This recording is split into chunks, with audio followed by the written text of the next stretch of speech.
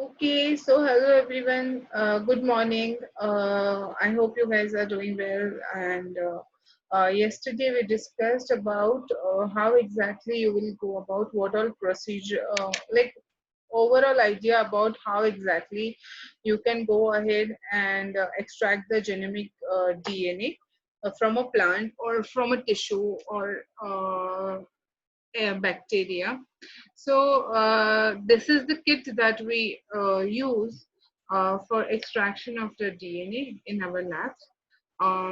And everybody, we generally give it to everyone, each individual to handle this experiment for DNA extraction. And it's a real simple experiment. There is nothing that is new. Or once you get in hands on, you really will understand the procedure very nicely. So the thing is that I will just go through this experiment once again. And before we do that, we will let me ask you a few questions about yesterday's lecture. So first thing I wanted to ask you guys is uh, how what are the 5 steps, yeah, 4 to 5 steps that we'll be doing when we are planning to isolate the DNA from a cell.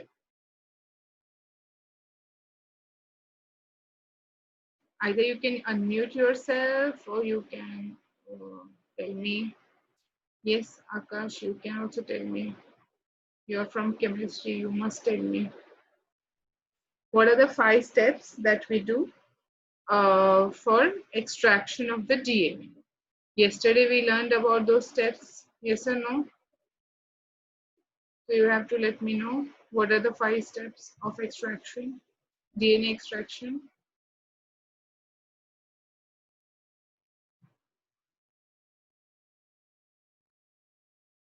Yes, Dhanashree is saying cell lysis. Yes. After that, whatever you guys can remember. So one is cell lysis, very true. For before cell lysis, we'll be doing what? Sample, sample preparation, okay? And then we'll be doing the cell lysis. Then precipitation is the last step. Then no. So one step you guys are missing, cell lysis. First is sample preparation, sample choosing, right? Then you'll be doing the cell lysis, right? Then you will be removing the all the cell debris with the help of proper chemicals. Okay, and then you will be going for precipitation of the DNA from the supernatant which is left after removing the cell debris. And then you will be using either ethanol or chloroform phenol combination to precipitate the DNA and make the copy of the DNA and get the palette of the DNA and then wash that DNA multiple times to make sure that all the salts and buffers are removed. And then you go for the resuspension. Yes, the last step is resuspension. Very nice. So I hope, and then for each stage of this isolation of DNA, we are using different kind of chemicals, right? For example, for cell lysis, we are using what? CTAP buffer in case of plant tissues, yeah, for plant cells. And then in case of animals, we are using STS buffer, right? Then we are using TE buffer to maintain the pH. Then we are using isoamyl alcohol to remove the protein, denature the protein, and beta mercaptoethanol also we are using. So you have to basically know the uses of all these ingredients that are there. So generally, see, when you have practical exams and vivas are asked, a teacher, examiner would expect you to know the answers for the ingredients used, right? Why they are used and what is their use, what is their significance in that particular experiment. Okay, so these are the steps and what all ingredients we use and what all their uses are. That is what we had seen yesterday. So this is our experiment which we will be conducting in the class. So we use a kit from High Media company, which is for plant genomic DNA extraction. It is a teaching kit, and you can see over here, so we'll not go into much of the detail. And they have given the introduction, a very nice introduction, like extraction of the plant cell DNA, which is enclosed into the nucleus, essentially requires mechanical method for breaking down the cell wall and membrane and allowing to nuclear material without its degradation. So mechanical method in the sense we crush our leaves, plant leaves in the motor pestle, okay, with the help of motor pestle. There are three basic steps in DNA extraction. Cell must be lysed to release the nucleus. The nucleus must be ruptured to release the DNA, and DNA must be protected from enzyme that will degrade it. Right? Yesterday also we have seen which is the enzyme which can degrade the DNA. Type it in the chat box. Which is the enzyme which can degrade the DNA, or you can talk to me. Just think about it. I had explained this to you. Which is the enzyme that degrades the DNA? Yes, yes, Pratibha. It's DNase. So DNase is the enzyme which degrades the DNA. So we have to protect our DNA from DNase. For that also we have to take necessary precautions. So DNA must be protected from enzymes that will degrade it, causing shearing. Once the DNA is released, it must then be precipitated in the alcohol. So plant genomic DNA extraction teaching kit, which is column based, has many advantages over the crude method of DNA extraction. It is fast, simple, and does not rupture the harmful organic compounds such as, does not require harmful organic compounds such as phenol or chloroform. This kit contains high LU mini prep spin column. So these are the contents. So I will not go into it. So once you see the kit with your own eyes, you will understand many things. So DNA purification procedure using mini prep spin. ये मैंने कल तुम लोगों को बोला था. We have columns of silica on which you can have the DNA getting absorbed, adsorbed, not absorbed. It will be adsorbed on silica column, and then later you can elute that DNA by using the proper elution solution. Okay, na? Elution buffer you will say. Okay, and this is the principle. So principle is same as that of yesterday's. Okay, whatever we have done, whatever we had learned yesterday. So there is not going to be any much of a difference in that. So if you see, the sample preparation part is there, DNA extraction part is there, and then you have load, then you have binding, load lysins in the high, and wash and DNA elution.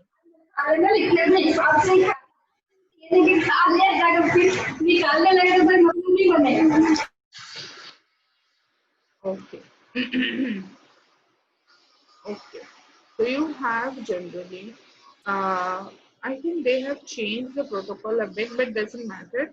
So you see, we have sample preparation in which we'll be taking 100 milligram of finely cut leaves of the mint. Generally, we use mint leaves, in which we'll be adding 400 microliter of lysis buffer.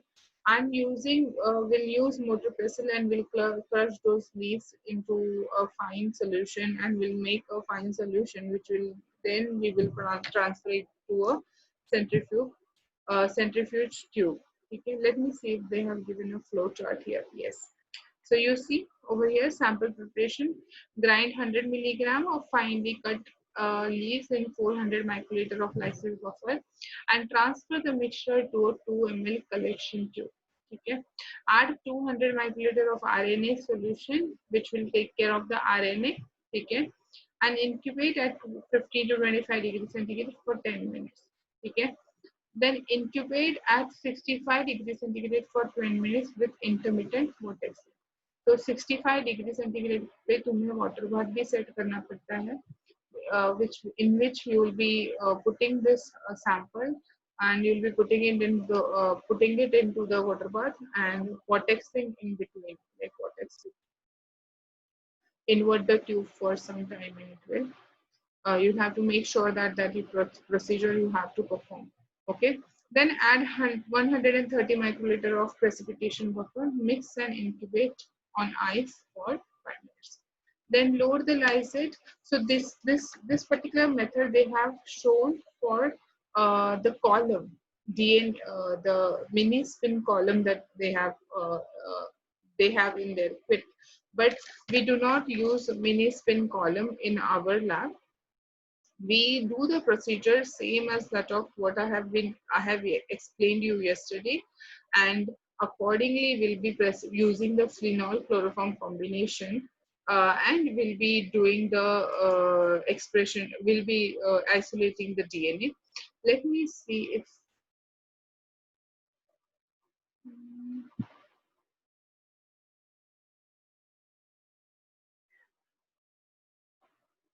why it is not showing.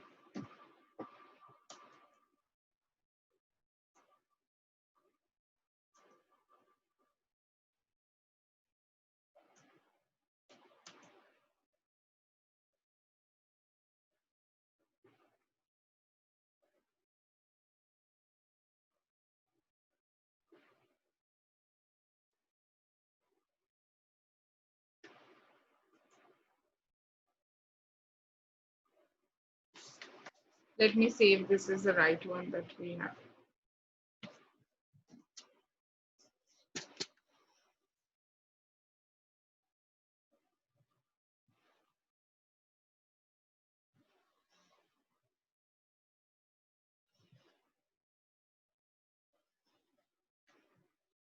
So yes, yeah, this is the correct one. That one was with the spin column.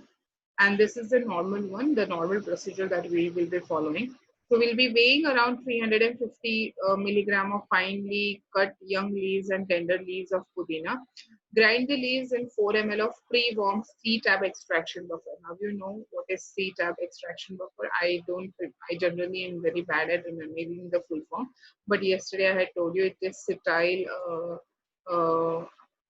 something. I don't remember.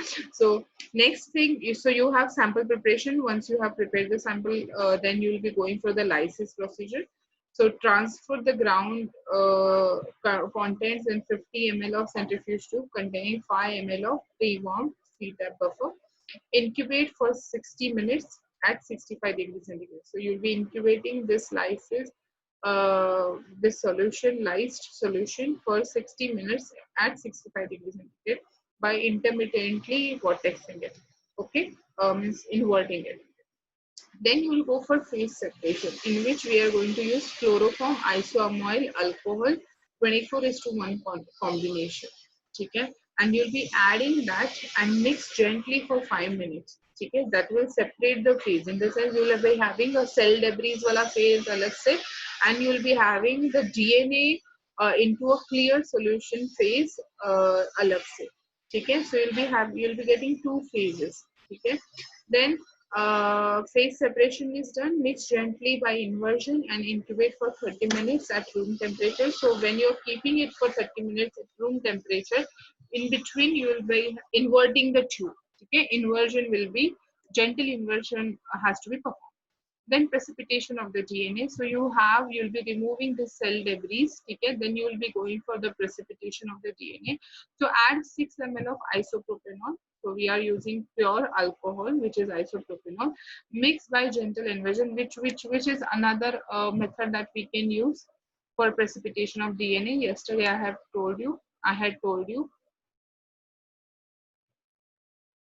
Do you guys remember it? Which is another alcohol that we can use? You can type it in the chat box.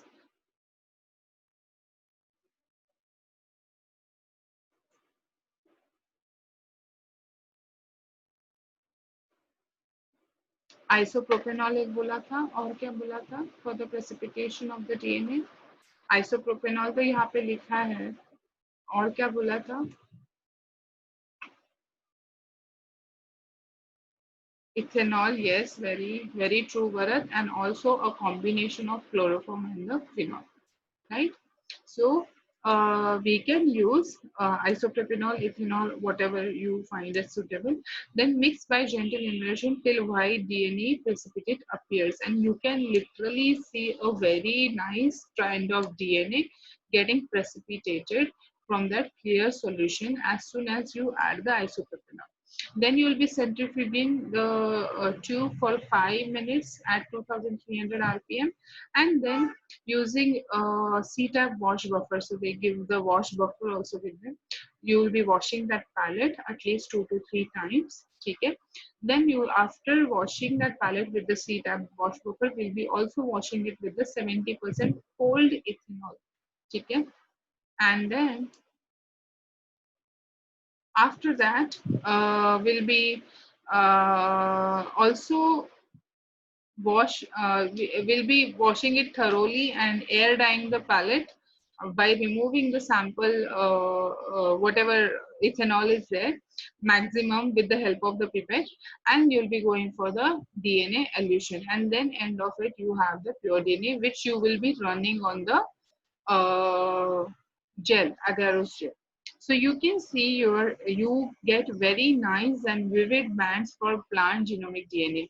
And if you forget to add the RNAs, okay, so RNA step is where here.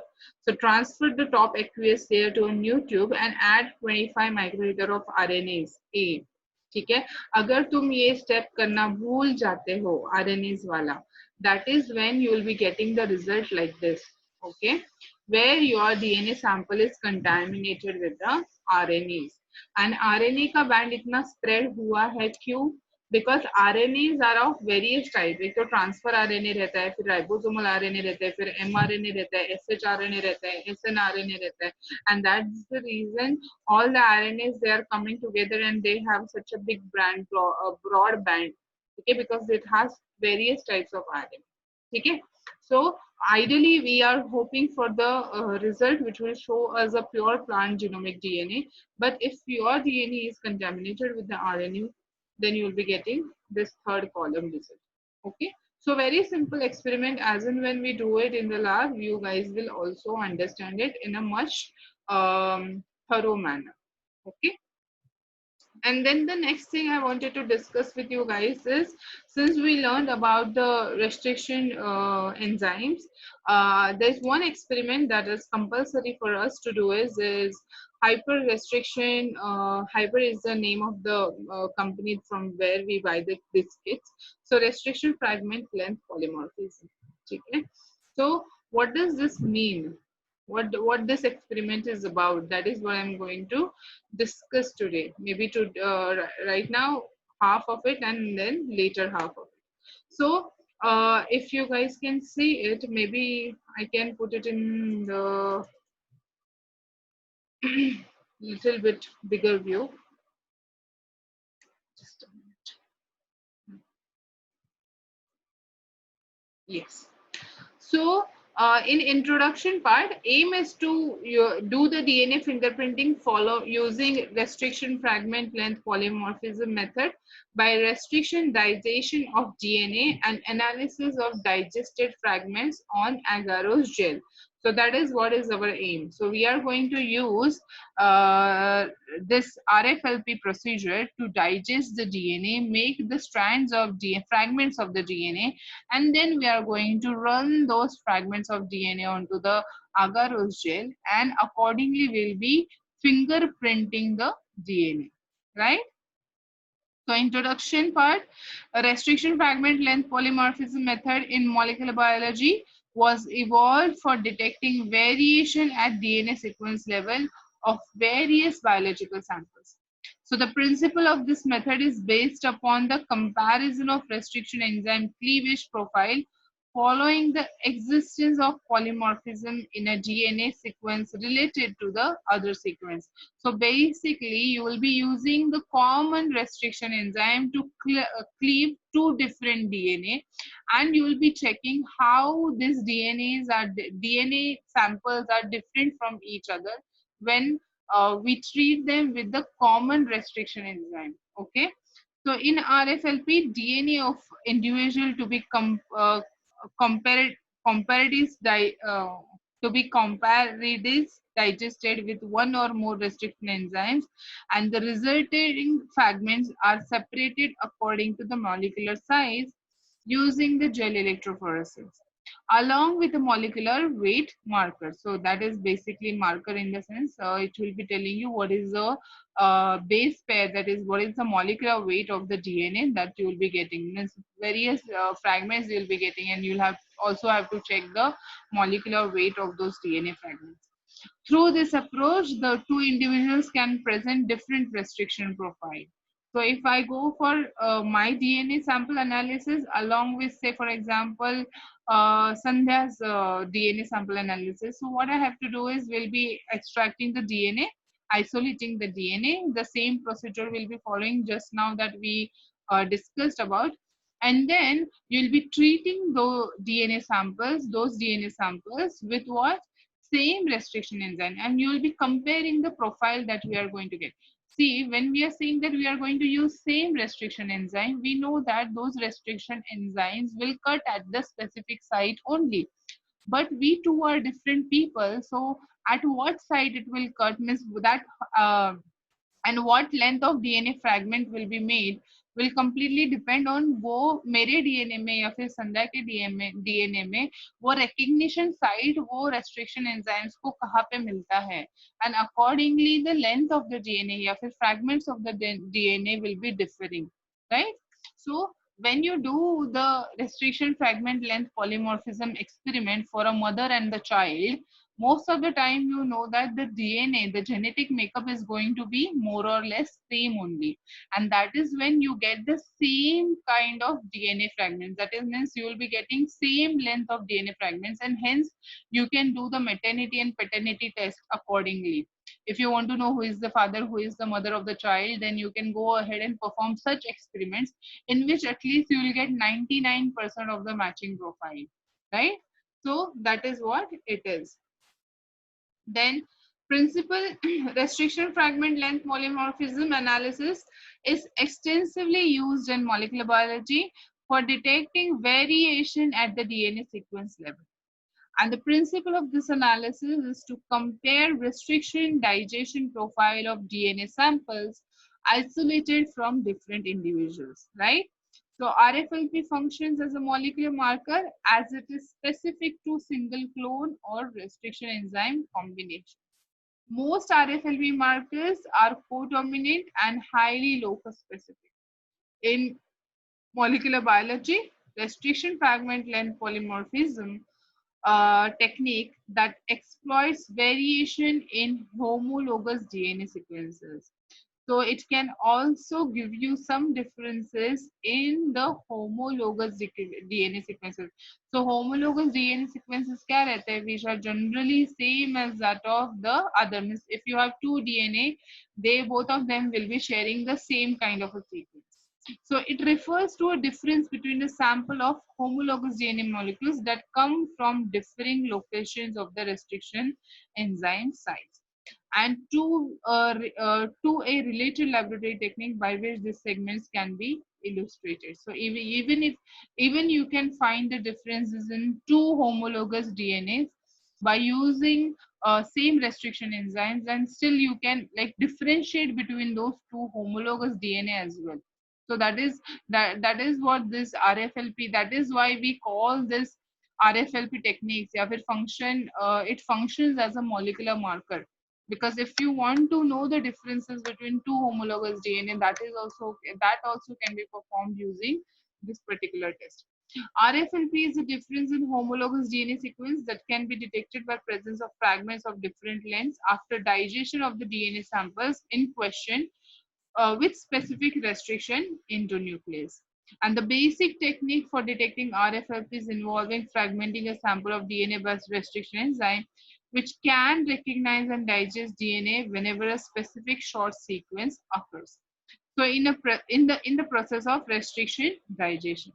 So the resulting DNA fragments are then separated by length through a process known as agarose gel electrophoresis. So you will be taking to DNA in a simple word, if I want to explain this to you, we'll be taking two samples of the DNA and we'll be treating those two samples with the restriction enzymes, same restriction enzymes, from which we'll be getting different DNA fragments, and we'll be running those DNA fragments, in the sense one tube mixture and another tube mixture, onto the gel, agarose gel, and we'll be checking for the restriction profile. So molecular markers are used to estimate the fragment size. That means you'll be using DNA ladder. How we use protein ladder, same way you will be using the DNA ladder, which will give us the exact molecular weight of the DNA. So RFLP is specific to single clone restriction, or single clone of a restriction enzyme combination, and it occurs when the length of the detected fragment varies between the individual. So see, currently whatever we are going to learn in RFLP is what, uh, it's just that we are doing the DNA fingerprinting. But अगर तुम actual उसका application देखोगे restriction enzymes का, या फिर restriction length polymorphism का, या फिर you know having this restriction enzyme in use, is mainly used for DNA cloning. Okay, so this restriction enzyme type 2, that is EcoR1, PST1, these are the most common restriction enzymes that are used nowadays in order to make the clones of the DNA. When I'm saying clones of the DNA, it is nothing but recombinant DNA. And those recombinant DNAs are of a very, very, very great use, right? So by having known this particular experiment of RFLP, you can imagine, and you can even give a thought to yourself that how these restriction enzymes, they have such a wide use and such a most applicable in what are different ways we can use this restriction enzymes for a particular experiment.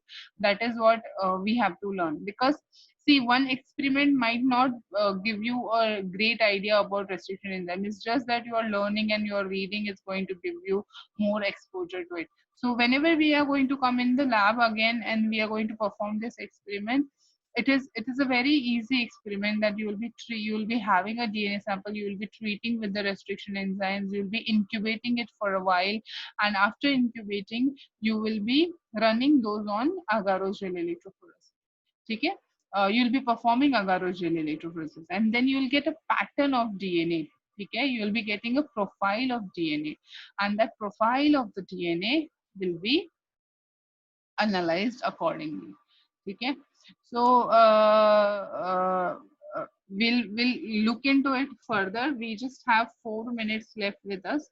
So if there are any doubts, because if I talk about the application of RFLP, it will take a little longer for me to explain. Okay, so are there any doubts over here by far? So it's the later part is very easy. Okay, so that I will talk to you guys in the next half. Are there any doubts by far?